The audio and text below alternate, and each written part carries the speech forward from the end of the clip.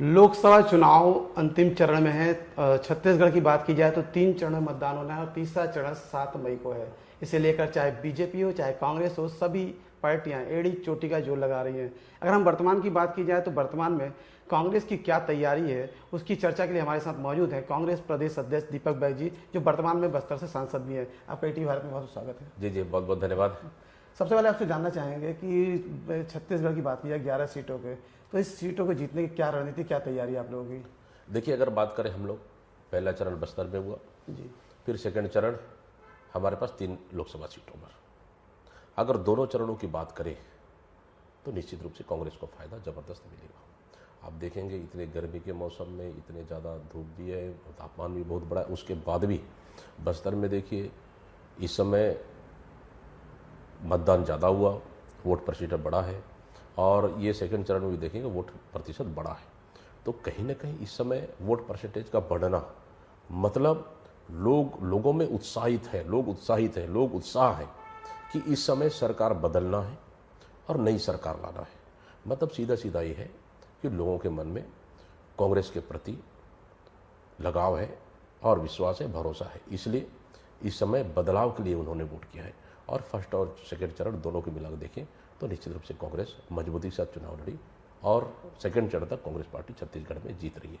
और आने वाला हम लोग तीसरा चरण, जहां 7 तारीख को वोटिंग हो रहा है, और इस 7 तारीख के लिए भी कांग्रेस पार्टी ने बढ़िया तैयारी कर ली है। सभी लोकसभा क्षेत्रों में हम लोग 7 लोकसभा क्षेत्र में प्रदेश अध्यक्ष नाते हम लोग पहुँचे, पायलट जी भी पहुँचे और तमाम हमारे एक्स सीएम और बड़े नेता लगातार पहुँचे। और राहुल जी की सभा भी हुई, प्रियंका जी की भी सभा हुई, खड़गे जी भी आए, तो हमारे तमाम राष्ट्रीय नेता और प्रदेश के नेताओं ने पूरी ताकत झोंक दी और इसका फायदा जबरदस्त हमारे ये तीसरा चरण 7 सीटों पर भी कांग्रेस को फायदा मिलेगा। हम वोट बढ़त की बात कर रहे हैं। छत्तीसगढ़ बनने के बाद लगातार वोट परसेंटेज बढ़ा है, चाहे कोई भी लोकसभा रही हो, तो उससे आपको दावा करना कि कांग्रेस के पक्ष में जा रहा है, क्योंकि अभी तक जो भी इतिहास रहा है 11 में से महज अधिक से अधिक 2 सीटें जीत पाई है कांग्रेस। तो ऐसा इस बार क्या चमत्कार हुआ कि आप ज़्यादा सीटें जीतने का दावा? नहीं, इस समय देखिए कि 11 में से हम लोग 1 से 2 सीटें जीते थे। इस समय देखिए मोदी सरकार के खिलाफ माहौल है, एंटी इनकम्बेंसी है मोदी के खिलाफ में, केंद्र सरकार के खिलाफ में एंटी इनकम्बेंसी माहौल है। 10 साल उन्होंने सरकार चलाए,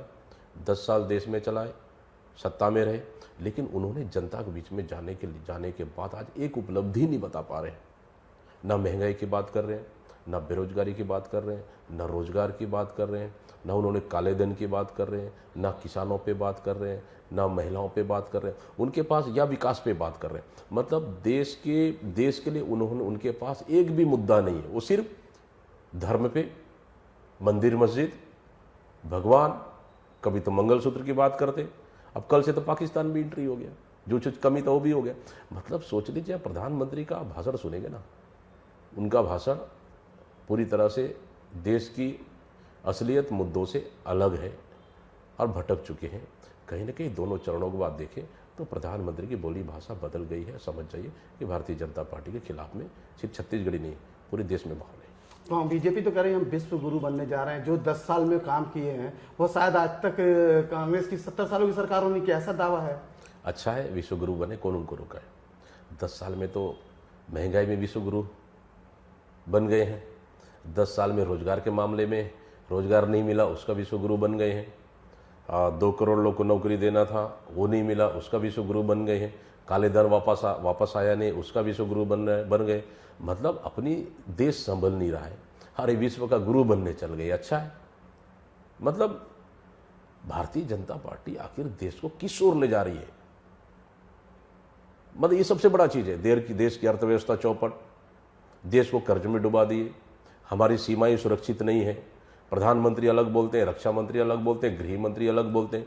मतलब सिर्फ देश को भाषणों से चला रहे हैं, देश भाषण से नहीं चलेगा। आज के युवा परेशान है, रोजगार मांग रहे, सड़कों पर है।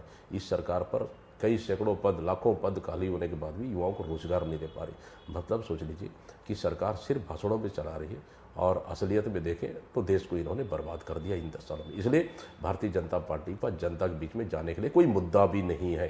नहीं तो ये तो बोल रहे हैं बड़े बड़े हमें हाईवे बनाए हैं, ट्रेन पटरियां बिछा रहे हैं, बड़े बड़े हाईवे बना रहे हैं, बड़े बड़े एयरपोर्ट बना रहे हैं और कनेक्टिविटी को किया, आईटी सेक्टर में काम किया, मोबाइल के सेक्टर में काम किया। किसके लिए बना रहे हैं? अपने चाहते उद्योगपतियों के लिए। पूरे ट्रेनों को बेच दिए, एयरपोर्ट को बेच दिए, बहुत बंदरगाह के बेच दिए, बना रहे हैं बेच रहे हैं, और पहले बना हुआ उसको बेच रहे हैं। मतलब ये सिर्फ हमारे देश की संपत्ति को निजी हाथों में देने का काम कर रहे हैं, ताकि इनको निजी हाथों में देने से इनको व्यक्तिगत भारतीय जनता पार्टी को फायदा हो जाए। चुनावी चंदा क्या है? चुनावी चंदा भी तो वही है। 8,000 करोड़ रुपए कहाँ से आया भारतीय जनता पार्टी? दोनों पार्टी को चंदा दिया है, तो दोनों सभी पार्टियों को चंदा गया है। 8,000 करोड़, 8,000 सभी को करोड़, गया है। यस 8,000 करोड़। हमको कितना चंदा मिला? देश की जनता ने वो भी देख लिया, कितना चंदा मिला हमको, और भारतीय जनता पार्टी कितना चंदा मिला। आखिर किस सच्चाई से छुपाना चाह रहे थे? जो इलेक्ट्रोल बॉन्ड जो कानून बनाए उसको क्यों छुपाना चाह रही थी भारतीय जनता पार्टी? आप किससे चंदा लिए? वो कोरोना वैक्सीन बनाने वाली कंपनी से चंदा लियो। आप किससे चंदा लियो? टनल बनाने वाली कंपनी से चंदा लियो। किससे चंदा लियो? आप जो ब्रिज गिरता है अपना गुजरात में, उस ब्रिज बनाने वाली, नकली ब्रिज बनाने वाली कंपनी से आप चंदा लियो। आप जिस ईडी और आईटी और सीबीआई का रेड होता है, उन जहां रेड पड़ता है उनसे चंदा लियो। मतलब आप देश की जनता को क्या जताना चाह रहे हो? कहां से पैसा आया, उसका रेड का क्या हुआ, ये सब चीज देश की जनता को पता चले। बीप कंपनी से चंदा लियो, जो आप विरोध करते हो ना, बीप कंपनी, उनसे चंदा लियो आप। मतलब भारतीय जनता पार्टी इससे ज्यादा और क्या नीचे गिरेगी? इससे ज्यादा नीचे नहीं गिर सकते। आप देश की जनता को एक साइड मूर्ख बना रहे हो और दूसरी साइड आप माला माल हो रहे हो। देश की जनता ने इस समय समझ चुकी है मोदी की चाल नहीं चलने वाली है। प्रधानमंत्री को इस समय देश की जनता ने तय कर लिया है। इस समय देश की सत्ता से हमारे देश की जनता ने उनको आउट करेगा। जैसे इस चुनाव में देखने का आपके पार्टी के लोग ज्यादातर टूट रहे हैं, चाहे वजह जो भी हो, जैसे आप लोग खुद आरोप भी लगाते रहे उसकी वजह आईटी हो, ऐसे उस तरह में कैसे निपटेंगे आप इस समस्या से? और अब चुनाव चल रहा है, भारतीय जनता पार्टी 400 का नारा लगा रही है। 400 का अगर नारा लगा रही है तो फिर दूसरे दलों के नेताओं को तोड़ने, डराने, धमकाने काम क्यों करें? आप इतना अच्छा काम किए हो, 400 क्यों, 500 ला लो, कौन रोका है आपको? तो दूसरे दलों के नेताओं को डराने, धमकाने और अपने पाले में लाने का काम, इधर 400 पार भी लगा रहे और दूसरे इतना डरे हुए भी। ये सिर्फ प्रोपेगेंडा है भारतीय जनता पार्टी का। जब भारतीय जनता पार्टी पता चल चुका है वो चुनाव हार रहे हैं, इस समय भारतीय जनता पार्टी या नरेंद्र मोदी का जो है जुमला नहीं चलने वाला है। इसलिए दूसरे दलों को, नेताओं को तोड़ मरोड़, डराओ, धमकाओ, छापा मारो, FIR करो, लालच दो, ये प्रक्रिया पे भारतीय जनता पार्टी। तो अपने नेताओं कैसे सुरक्षा प्रदान करेंगे जब आप ऐसा बता रहे हैं, डरा रहे हैं, लोग जा रहे हैं? देखिए, अगर कोई है मजबूती के साथ है, कोई पार्टी का मदद मांगना चाह रहा है, हम उसके लिए, पार्टी उसके लिए 24 घंटा तैयार है मदद करने के लिए। अगर कोई डर के चला गया तो अलग बेटर है। देखिए, चुनाव में आना जाना लगे रहता है, उससे कांग्रेस कमजोर नहीं होगी। एक चला गया, हम 10 नए कार्यकर्ता तैयार करेंगे। हम भारतीय जनता पार्टी जैसे डरा धमका के ये काम नहीं करेंगे। हम कांग्रेस पार्टी जमीन से जुड़ी हुई पार्टी है, बहुत स्तर जुड़ी हुई पार्टी। हम नए कार्यकर्ताओं के साथ, हम पुराने कार्यकर्ताओं को साथ लेकर नए कार्यकर्ताओं को जोड़ के हम फिर से मजबूती के साथ हम खड़ा करें। अच्छा, ऐसी कौन सी घोषणाएं हैं जो आप लोगों को दे रहे हैं? ऐसी कौन सी सौगातें? कई सारे आपने वादे भी किया है, चाहे 1 लाख रुपए देने की बात हो, जिसको लेकर बीजेपी कह रही है 1 लाख रुपए साल आप कहां से दोगे? महालक्ष्मी योजना किसको बोलते हैं? गरीब परिवार की महिलाओं को सालाना 1 लाख रुपए। बजट आप उसको चिंता मत करिए, बीजेपी चिंतित है, हम नहीं, बीजेपी चिंतित है। मैं आ रहा हूँ उस पर। और हमारा किसानों पर कर्जा माफी, फिर 1.5 गुना समर्थन मूल्य स्वामीनाथन कमेटी का देने का, 30 लाख युवाओं को सीधे नौकरी, सेंट्रल गवर्नमेंट के स्कीम में पोस्ट खाली है उनको सीधे नौकरी। हम उसके बाद हमारी सरकार बनने पर आंगनबाड़ी कार्यकर्ता, फिर आपके मध्याह्न भोजन रसोईया, मितानी, इनको 2 गुना मानदेय बढ़ाएंगे। ST/SC का आरक्षण बढ़ाएंगे, हम ST/SC OBC का आरक्षण बढ़ाएंगे। मतलब इस तरह से बहुत सारी है, जैसे मनरेगा का 400 रुपये मजदूरी, बहुत सारी योजनाएं हैं जो 5 गारंटियों को लेकर कांग्रेस पार्टी चुनाव लड़ रही। ये जन जन तक पहुंच गया है और सीधे लोगों को इसका फायदा मिलने वाला है। भारतीय जनता पार्टी संकल्प पत्र देखेंगे आप, एक भी कोई ऐसी चीज़ बता दे, कोई नौकरी की बात बता दे, कोई रोजगार का बात बता दे, महंगाई का बात बता दे, किसानों के लिए बता दे, एक भी नहीं है उनके पास। इसलिए हमारे घोषणा पत्र को कभी तो किस धर्म से जोड़ के देखा जा रहा है, कभी किस धर्म से जोड़ के देखा जा रहा है, जबकि किसी वहाँ पे एक शब्द के धर्म का, किसी धर्म या जाति कोई विशेष का नहीं है वहाँ पे। रही बात पैसे की, ये तो छत्तीसगढ़ में भी बोल रहे थे पैसा कहाँ से लाएंगे। हमारी सरकार ने 5 साल तक 2500 रुपये धान का कीमत दिया। हमारी सरकार ने कर्जा माफ़ी किया, तो हम तो उधारी में, तो हम तो छत्तीसगढ़ को तो नहीं डुबाए हम, ठीक है। अरे 4 महीने की सरकार ने 16,000 करोड़ रुपये कर्जा ले लिया है, दारू का रेट बढ़ा दिया है, सब चीज़ काट दिया है, यहाँ चावल काट दिया, राशन कार्ड काट दिया, बेरोजगारी भत्ता काट दिया, बिजली बिल हाफ काट दिया, सब चीज़ काट दिया है जो जनता को सीधे फायदे होते थे। बोले एक साइड देश में एक तरफ देखेंगे कि देश की आधी से ज़्यादा संपत्ति सिर्फ 20% लोगों के पास है और 80% जनता सिर्फ जो है ना 20 करोड़ ये 5 लाख ये 5 किलो चावल के भरोसे जी रहे हैं। क्या हम 20% लोगों का संपत्ति हम नहीं दे सकते? इधर कांग्रेस का मास्टर प्लान तैयार हो गया है। भारतीय जनता पार्टी चिंता करने की जरूरत नहीं, इसलिए भारतीय जनता पार्टी घबराई हुई है हमारी घोषणा पत्र को देखते हुए, हमारे न्याय पत्र को देखते हुए।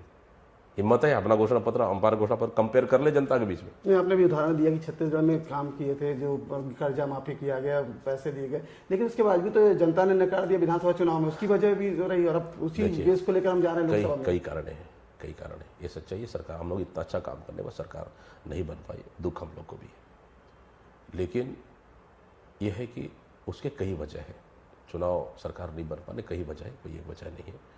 अब उस पीछे चले जाएंगे तो बहुत सारे समय लगेगा हम लोग को, लेकिन आने वाला समय में ये सच्चाई है कि देश में बदलाव की लहर चल चुका है और दूसरे चरण समाप्त हुआ, ये तीसरा चरण होने दीजिए आप 7 तारीख बाद ना। प्रधानमंत्री कभी सोने चांदी को, कभी पाकिस्तान को, कभी और क्या बोल रहे हैं। तीसरे चरण के बाद प्रधानमंत्री रोने का नाटक करेंगे, देखना सभाओं में रोने का नौटंकी करेंगे। अब वही बच गया उनके पास, इमोशनल कार्ड खेलेंगे। लेकिन इस समय रोने धोने से कुछ नहीं होने वाला है, देश की जनता समझ गई है, मोदी का खेल खत्म। छत्तीसगढ़ है, नक्सल की बात न हो तो चर्चा अधूरी हो जाती है। अब वो 2 साल में बीजेपी कह रही है कि नक्सल समाप्त कर देंगे, ऐसा दावा आप भी नक्सलवादी क्षेत्र से आते हैं, क्या लगता है कि 2 साल में नक्सल खत्म हो जाएगा या फिर ये चुनावी जुमला है? 2 साल ही क्यों, ये तो 10 साल से कह रहे, 10 साल सेंट्रल में गवर्नमेंट है ना, 15 साल यहाँ सरकार रही ना इन लोग, इधर 15 साल और उधर 10 साल। ये लोग 10 साल से कह रहे हैं ऐसे बोल के, ये जब चुनाव आता है तो ऐसे ही बोलते हैं, ये चुनावी जुमला। 10 साल में 5 साल आपकी राज्य में सरकार थी इसलिए वो कुछ नहीं कर पाया, ऐसा भी बीजेपी का आरोप है। हमारी सरकार मदद नहीं किया पूरा, हमारी सरकार ने जितना बैकफुट में चले गए थे बस्तर में, आज सड़कों पर है। तो हमारा जो बस्तर था शांत था, लेकिन भारतीय जनता पार्टी की सरकार ने पूरा बस्तर अशांत हो चुका है और भारतीय जनता पार्टी का इसमें कोई नियंत्रण नहीं। हाँ, फोर्सेस मेहनत कर रही है, फोर्स अपना मेहनत कर रही है, लेकिन सरकार के पास कोई रणनीति नहीं है। देश के गृह मंत्री का अलग बयान आता है नक्सल नीति पर, प्रधानमंत्री का अलग बयान आता है, जेपी नड्डा का अलग बयान आता है, मुख्यमंत्री का अलग बयान आता है छत्तीसगढ़, और छत्तीसगढ़ गृह मंत्री तो सरेंडर करने की बात कर रहे हैं। तो सरेंडर करने के बाद सरेंडर नक्सली तैयार हो जाते हैं बातचीत के लिए तैयार, तो बोला मुख्यमंत्री से पूछ लूँगा, अधिकारी से पूछ लूँगा। मतलब ये विरोधाभास बयान है। आप सिर्फ काम नहीं, आप सिर्फ सत्ता में बैठकर सिर्फ उलूल जुलूल बातें कर रहे हो, आप सिर्फ टाइम पास कर रहे हो, सत्ता में बैठ कर टाइम पास कर रहे हो, इसके सिवाय कुछ नहीं कर रही है। मतलब ये आर पार का दावा जो 2 तरीके हैं नक्सल से निपटने, यह शांति वार्ता है, दूसरा आर पार की लड़ाई है। तो अभी जो बीजेपी काम करे उसे किस रूप में देख रहे हैं आप? देखिए, भारतीय जनता पार्टी देखा जाए इनके पास कोई प्लानिंग नहीं है, इनके पास कोई योजना नहीं, ये सिर्फ टाइम पास कर रही है। ये तो आप पे आरोप लगाते आपने नक्सल बढ़ाया 5 साल में, अभी लगातार बयान आ रहे हैं बीजेपी के, और अमित शाह भी बोल के गए कांग्रेस की सरकार में बढ़ा है नक्सलवाद। भारतीय जनता पार्टी उसके कार्यकर्ता सबसे ज़्यादा मारे गए हैं इस 4 महीने में, कई लोग मारे गए, हमारे कांग्रेस कार्यकर्ता मारे गए हैं। Bharatiya Janata party target killing बोलती थी, अब इनके सरकार में मारे गए तो ये कौन सा किलिंग है? कौन जवाब देगा इसका? देखिए, विपक्ष में रहने के बाद आरोप लगाना बहुत आसान है, सरकार में आने के बाद काम करना कठिन है। भारतीय जनता पार्टी काम नहीं, मुझे लगता है आज भी विपक्ष में है, सरकार में नहीं है। सरकार में रहने के बाद भारतीय जनता पार्टी के मंत्री और मुख्यमंत्री सिर्फ टाइम पास कर रहे हैं, उसके सिवाय कुछ नहीं।